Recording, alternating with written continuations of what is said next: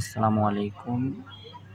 যারা বিশ্বের যেকোনো দেশে অবস্থান করছেন, আপনাদের সাথে যদি বাংলাদেশি বন্ধ সিমও থাকে, তাহলেও ইনশাআল্লাহ রোমিং করে দেওয়া যাবে।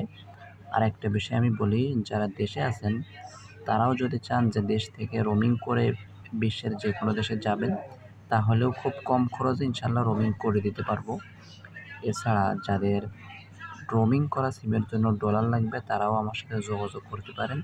আর বিশেষ করে এখন অনেক কোম্পানি আপনার প্যাকেজ বের করছে, স্বদেশ প্যাকেজ, প্রবাসী প্যাকেজ।